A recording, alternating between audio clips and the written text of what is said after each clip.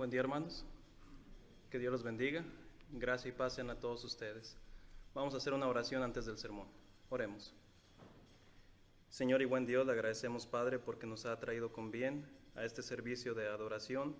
Le pedimos, Padre, que usted nos guíe con su santa palabra y que podamos ser edificados sobre un tema importante, el cual es la familia, porque usted creó a la familia y usted desea que toda familia sobre la faz de la tierra sea cristiana y que lo ame y le obedezca también. Guíenos para entender el mensaje de este día, el cual no es mío, sino un mensaje que fue moldeado a través de sus sagradas escrituras. Le pedimos todo esto en el nombre de Cristo Jesús. Amén. Amén. El día de hoy, hermanos, festejaremos el Día de las Madres con las sagradas escrituras, la mejor manera de hacerlo. Pero la selección del tema será un poco diferente de lo acostumbrado. Normalmente se consideran los grandes ejemplos de las madres que nos relata la Biblia en un día como este. Por ejemplo, está el caso de Noemí, María, por supuesto, y Eunice, la madre de Timoteo. El Día de las Madres acostumbra pues hablar de una mamá que nos relata la Biblia, pero el día de hoy vamos a hacer algo diferente.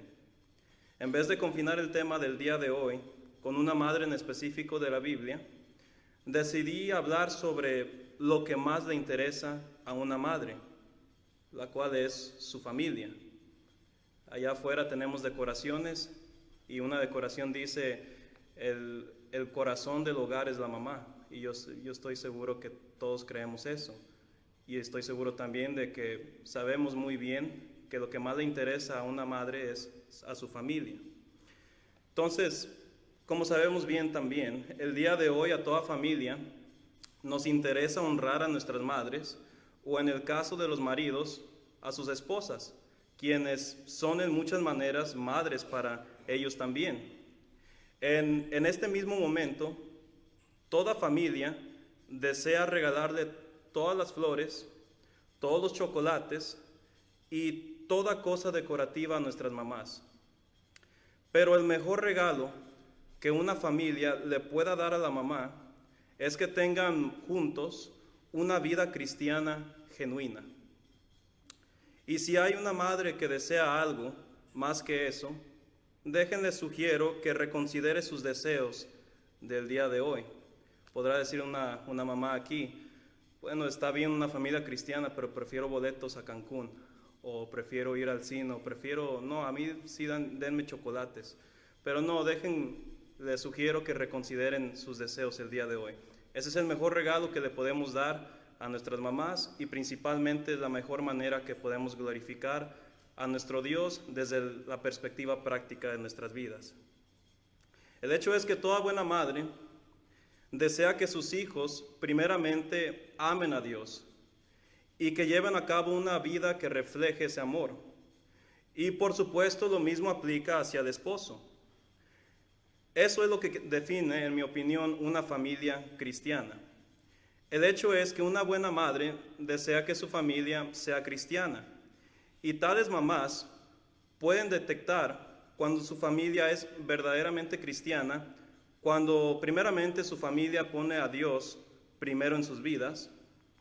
Segundo, su familia lleva a cabo una vida tranquila, y luego vamos a definir lo que según la Biblia nos dice que es una vida tranquila. Y tercero, que su familia tenga amplia comunicación. Una familia cristiana se caracteriza, en mi opinión, por lo menos esos tres puntos. Entonces, eso es lo que haremos hoy. Veremos las características de una familia cristiana para que podamos esforzarnos a llevar tales características en nuestras familias para gloria de Dios primeramente, pero también para hacer a nuestras madres felices el día de hoy y pues todas sus vidas también. Ahora, empezando con el primer punto. Una familia cristiana pone a Dios primero en sus vidas. El cristiano en sí sabemos que el mandamiento principal es poner a Dios primero en nuestras vidas. Este es el mandamiento principal para el creyente. Marcos 12, versículo 30 nos dice: y amarás al Señor tu Dios con todo tu corazón y con toda tu alma y con toda tu mente y con todas tus fuerzas. Este es el principal mandamiento, no solamente de la ley de Moisés, también de la ley de Cristo también, el amor, primeramente hacia nuestro Dios Todopoderoso, quien creó todas las cosas de la nada ex nihilo, y quien por gracia nos creó y quien por gracia nos salvó también. Con toda la constitución humana, con toda faceta que caracteriza la naturaleza humana, hay que dárselo a Dios. Tu alma, tu corazón, tu espíritu, tu alma, etcétera, dáselo a Dios. Ama a Dios primero y lo demás en tu vida se llenará de amor hacia tu mamá, hacia tu padre, hacia tus hijos, etcétera. Entonces, este es el mandamiento principal para el cristiano, como muchos sabemos, pero este mandamiento también se traslada al ambiente familiar cristiano. La familia cristiana es en realidad una mini iglesia. Es una congregación donde adoran a Dios, ahí mismo en su casa, porque sabemos muy bien que el edificio no es la iglesia, sino son el grupo de creyentes o la asamblea, la eclesía de Dios, quienes adoran a Dios y quien tienen comunión en el Espíritu Santo. Entonces, por esa mera definición bíblica, una familia cristiana es una mini iglesia. Oran juntos, por ejemplo, antes de comer, leen y platican sobre temas bíblicos, y en ciertas familias hasta cantan coros juntos. Y es muy hermoso ver eso en familias cristianas. Es algo que los hace distinto de otras familias en el mundo. Y estas son las marcas de una familia que pone a Dios primero en sus vidas. Y siempre cuando decimos que amamos a Dios, la Biblia nos enseña que pues debe de haber un resultado. Y no es un resultado forzado, sino es un resultado natural. Si amas a Dios, tales cosas van a suceder en tu vida. Y de hecho, así era como Dios quería que el pueblo de Israel fuera en el ambiente familiar también. Muchos de los mandamientos de la ley de Moisés hablan mucho sobre la familia, cómo debían de hablar, qué debían de hacer sobre los mandamientos. Era extremadamente en contexto familiar. Hasta con el día de reposo, cómo tenían que guardar el día juntos y trabajar juntos para adorar a Dios. Dios quería que cada familia hebrea fuera totalmente entregada a lo santo, a la voluntad de Dios. Al padre, por ejemplo, se le mandaba a que enseñara a los hijos la voluntad de Dios. Y la responsabilidad de los hijos era aprender y memorizar tales enseñanzas y pasajes bíblicos. Y en cuanto a la esposa o la mamá de la familia, ella tenía que suplementar o abarcar las cosas que el marido no había enseñado o no había alcanzado a enseñar.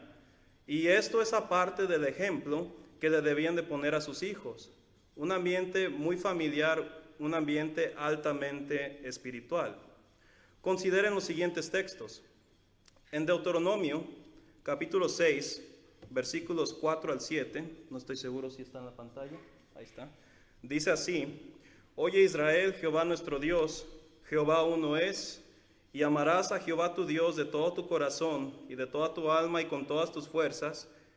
Y pues conocemos que es el famoso Shema, ¿verdad? Lo que Cristo recitó en Marcos 12:30, pero no se acaba ahí, se traslade al ambiente familiar, que dice el versículo 6, y estas palabras, el mandamiento principal que yo te mando hoy, estarán sobre tu corazón y las repetirás a tus hijos, y hablarás de ellas estando en tu casa y andando por el camino y al acostarte y cuando te levantes. Habla de la palabra de Dios, le está diciendo Dios a cada familia hebrea en ese entonces. Hermanos, ¿cuánto en nuestras casas hablamos de la palabra de Dios? ¿Cuántos de nosotros platicamos con la mamá o con los hijos sobre qué opinas sobre este pasaje o qué crees que Dios nos está tratando de enseñar con este texto? Dios le pedía a Israel que en la mañana, en la noche y a través del día no solamente recitaran textos bíblicos, sino que tuvieran discusiones inteligentes sobre tales textos bíblicos también. Más que memorizar, era racionar también. Y eso es muy importante en el ambiente familiar. Un ejemplo de esto se encuentra en el Nuevo Testamento, donde vemos que la madre y la abuela de Timoteo hacían precisamente esto. En en cuanto pues el padre de Timoteo, que era griego, y debemos suponer que no era creyente del Dios de Israel o del Antiguo Testamento, ellas llevaron a cabo el mandamiento de hablarle a Timoteo y de educarlo sobre la voluntad de Dios. Según a Timoteo 1, versículo 5, dice: trayendo a la memoria la fe no fingida que hay en ti, la cual habitó primero en tu abuela Loida y en tu madre Eunice, y estoy seguro que en ti también. Tales familias que estoy describiendo son aquellas que buscan servir a Dios continuamente, no solamente en sus hogares, sino en la congregación también donde se reúnen, desde el más pequeño hasta el más grande. Tales familias buscan colaborar de una manera u otra en los esfuerzos de la iglesia. Aquí no estoy hablando tanto sobre tíos o primos o familia lejana cuando me refiero a la familia. Aquí me refiero a la familia nuclear que se reúne en por lo menos los servicios dominicales. No hay nada más bello que ver familias entregadas a Dios en la congregación, donde se sientan juntos, donde llevan a cabo un servicio de adoración sincero a nuestro Dios, y que sea igual también en sus reuniones en la casa, donde adoren a Dios aquí y donde adoren a Dios en su casa también. Hermanos, en sí es muy importante hablar sobre la familia. Claro que es importante hablar sobre la iglesia y sobre la comunión entre hermanos, pero algo que he descubierto es que también es de igual importancia hablar sobre la familia. Y hay unos puntos del por qué creo que es importante esto. Y esto es antes de irnos al segundo punto, todavía estoy en el primero. A Dios le importa mucho nuestras familias, y hay numerosos textos que demuestran esto. Por ejemplo, pues Dios creó, para empezar, el hogar familiar. Dios creó a la familia. Y por lo tanto, si Dios creó algo, es importante ponerle reverencia a lo que Él ha creado, a respetar el modelo que Dios ha puesto sobre el patrón divino de una familia, un marido, una mujer, y si es posible, si es la voluntad de Dios, hijos también. Génesis 1, 27 al 28, Colosenses 13, 18 al 21. Pero también es importante hablar sobre la familia, no solo porque Dios lo creó, sino porque en sí los ministros principales o los líderes, si me permiten decirlo, de la iglesia, pues también tienen que llevar a cabo un ambiente familiar que sea de acuerdo a la voluntad de Dios. En otras palabras, Dios se fija en la familia de los diáconos, de los ancianos y de los predicadores también. ¿Será importante hablar sobre la familia? Yo creo que sí. Si no, pues Dios no se fijaría en esto. Y eso se encuentra en 1 Timoteo 3, versículo 12. Y por último, otra razón del por qué es importante hablar de la familia es porque Dios mismo describe a la iglesia como su familia. ¿Por qué nos dará Dios esta ilustración o esta analogía sobre la comparación de la iglesia y de la familia? Bueno, porque Dios tiene un concepto perfecto sobre la familia, porque Dios creó a la familia, y el hecho de que lo está comparando la iglesia con su familia quiere decir que para Dios es importante la familia. El punto que quiero hacer aquí es que, aunque sea importante preocuparse de los hermanos de la iglesia, es muy importante también preocuparse por la salud espiritual de nuestras familias. El observar si alguien de la familia, cuando se reúne a la iglesia, lo hace sinceramente, si en verdad tiene la voluntad de venir, si en verdad está cantando con el entendimiento cuando estamos con los himnos, si en verdad cuando come del pan o bebe del jugo de uvas, lo hace sinceramente también. Hay que preocuparnos, hermanos, por nuestras familias. ¿A qué dirección van los hijos de la congregación? ¿Qué dirección va el marido o la esposa? Todo esto es para gloria de Dios, pero también todo esto es para hacer a nuestras mamás felices también. Y lo digo porque normalmente, queridos hermanos, y no quiero ofender a los varones, la mujer tiende a estar más interesada en las cosas de Dios. Y esto se ve en las Sagradas Escrituras en ejemplos, como hoy en día en cualquier congregación. Pero bueno, ese es un tema para otro día. Punto número 2. Una familia cristiana, y esta es la segunda característica, recuerden que estamos hablando de 3 características de una familia cristiana que le agrada a Dios y también que le agrada a la mamá, es que una familia cristiana lleva a cabo una vida tranquila. En este punto me refiero a que una familia cristiana no busca causar problemas entre sí o a otros. Son, para empezar, libres del veneno de la envidia. Proverbios 14, versículo 30 nos dice: el corazón apacible es vida de la carne. Nos vivifica ser tranquilos, nos vivifica no hablar de los demás con envidia. Sin embargo, el proverbista dice: mas la envidia es carcoma de los huesos. Te hace daño, en otras palabras, la envidia.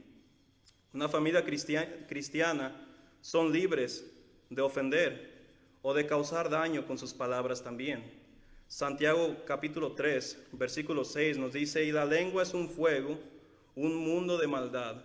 La lengua está puesta entre nuestros miembros y contamina todo el cuerpo e inflama la rueda de la creación, y ella misma es inflamada por el infierno. El hablar de cada miembro de la familia, si no lo utiliza la lengua o el hablar como un instrumento que Dios nos ha dado, puede causar mucho daño dentro del contexto familiar, como aquellas familias quienes a veces lamentablemente fuera y dentro de la iglesia van y hacen daño a otras personas. Una familia cristiana es libre de esas cosas, pero también es libre de acompañarse con malas compañías. 1 Corintios 15, versículo 33: no erréis, las malas conversaciones corrompen las buenas costumbres. Que una familia cristiana se reúna con la iglesia y que luego vaya a malos ambientes es equivalente a hacer mucho ejercicio y luego comer comida chatarra, en mi opinión.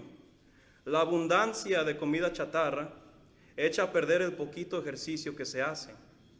Podemos decir también que de la misma manera se echa a perder lo poquito que se edifica una familia en la iglesia cuando se junta con malas compañías.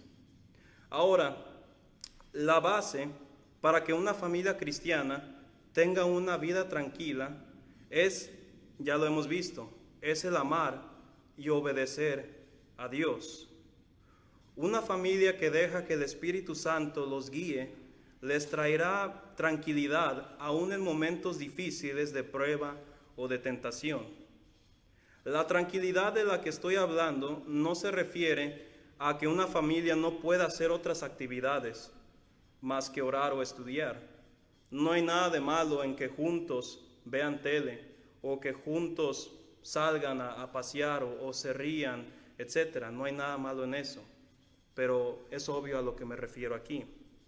En adición, es una bendición que una madre tenga una familia cristiana y tranquila, porque no se tiene que preocupar, por ejemplo, en dónde sus hijos puedan ir o qué puedan hacer también. Tal mujer tampoco desconfía de su esposo porque lo conoce y sabe que es cristiano y que es genuino, y porque sabe que es temeroso de Dios también. Esta es una tranquilidad que no tiene precio. Esta es la paz de Cristo que tanto hablaba el apóstol Pablo, que es manifestada en nuestras familias.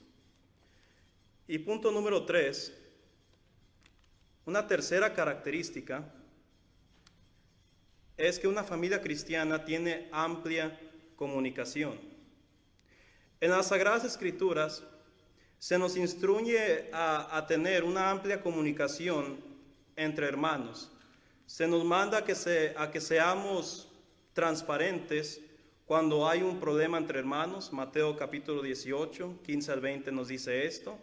Nos pide las Sagradas Escrituras ser transparentes cuando debemos de confesar los pecados, según Santiago 5, versículo 16. Y también cuando hay un error doctrinal en un hermano.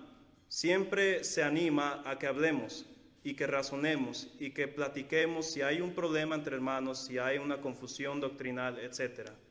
Bueno, la misma comunicación debe de existir en la familia cristiana porque, como dijimos, la familia cristiana técnicamente es una mini iglesia, una mini congregación. Sé que a veces que en la confianza natural que puede existir en la familia, uno puede ser más rudo o más directo en las cosas que se dicen, pero yo creo que siempre debe de haber la suficiente confianza para poder platicar honestamente y tranquilamente de cualquier cosa en la familia. Que no falte cuando se haga eso la prudencia, ya sea en temas espirituales o particulares, las cuales inevitablemente afectan lo espiritual también. Debe de existir prudencia, cortesía y respeto en tales conversaciones. Quiero involucrar un factor importante de la confianza en este punto que estoy haciendo sobre la comunicación en el hogar cristiano. No puede haber una comunicación completa sin una confianza completa. Y yo creo que muchas familias carecen de eso. El hijo o la hija, en mi opinión, no debe de tener miedo de expresar sus sentimientos hacia sus padres. Muchos hijos reservan sus sentimientos y los guardan muy dentro de sí y les hace mucho daño a largo plazo. Yo entiendo que los padres quieren que sus hijos sean pues impecables y sin errores. Y al oír que un hijo o una hija te confiese algo no muy agradable, la primera reacción del padre o de la madre puede ser un regaño. Y aunque el padre o la madre tiene autoridad de parte de Dios de disciplinar a sus hijos, los padres también deben de respetar los sentimientos de sus hijos y consolarlos por medio de la oración y del diálogo también. Lo mismo que se nos pide en la iglesia de Cristo. Ahora, cuando tal sucede, que los hijos expresen sus sentimientos crudos, los padres deben de entender que requiere mucha valentía y humildad de parte de los hijos en hacer eso. Es como en la iglesia, cuando hay alguien quien confiesa sus pecados. Naturalmente podemos juzgar a tal hermano, pero al hacer eso no nos damos cuenta la valentía y la humildad que requiere del hermano para hacer tal. ¿Acaso no es lo que Jesús hacía con aquellos que se le acercaban a él en medio de multitudes, quienes confesaban sus pecados, quienes eran mujeres adúlteras o gente con lepra, etcétera? Cristo los aceptaba, los escuchaba y los sanaba. Y el mismo modelo debe de seguir el padre y también los hijos. Los padres y los hijos deben de tener respeto y confianza para comunicarse de cualquier tema. El respeto que debe de haber entre padres e hijos debe ser mutuo también, según las Escrituras. Éxodo 20, versículo 12 nos dice: honra a tu padre y a tu madre para que tus días se alarguen en la tierra que Jehová tu Dios te da. Pablo lo repite: hijos, obedeced en el Señor a vuestros padres, porque esto es justo. Honra a tu padre y a tu madre, que es el primer mandamiento con promesa, para que te vaya bien y seas de larga vida sobre la tierra. Y luego aquí el respeto mutuo. Y vosotros, padres, no provoquéis a ira a vuestros hijos, sino criadlos en disciplina y amonestación del Señor, que sí requiere disciplina, pero dentro de esta disciplina requiere amor. El consejo para el hijo y para el padre es igual. Proverbios 15, versículo 1 dice: la blanda respuesta quita la ira, mas la palabra áspera hace subir el furor. No hay necesidad que dentro de la familia nos hagamos enojar. A Dios no le agrada eso. Dios ama la dinámica familiar y nosotros debemos amar a la familia también. Esto es agradable ante Dios y también a cualquier mamá que está en todas sus facultades también. aún para las mamás que pues no son cristianas también. Entonces, para concluir con el mensaje de esta tarde, haremos un resumen. El sermón ha sido bastante directo al grano, algo que consideré que era bueno para este día. Celebramos el Día de las Madres por medio de la enseñanza de las Sagradas Escrituras. La tesis de este sermón fue que el priorizar a la familia es agradable ante Dios y a la mamá, y que el mejor regalo que le podemos dar a la mamá el día de hoy es que su familia sea cristiana. Y vimos que tal familia que es cristiana tiene por lo menos 3 características. Ponen a Dios primero en sus vidas, llevan a cabo una vida tranquila y tienen amplia comunicación. Los factores como la felicidad, la paz en el hogar y otras cosas más que son buenas vienen naturalmente cuando hay estas 3 características. Que Dios nos guíe a que llevemos a cabo una familia tranquila, una familia quien es temerosa de Dios y que ame a Dios, y que así podamos respetar el modelo bíblico del hogar familiar. Que Dios los bendiga. Nuestro hermano Kevin hará una oración para finalizar el servicio de adoración. Que Dios los bendiga.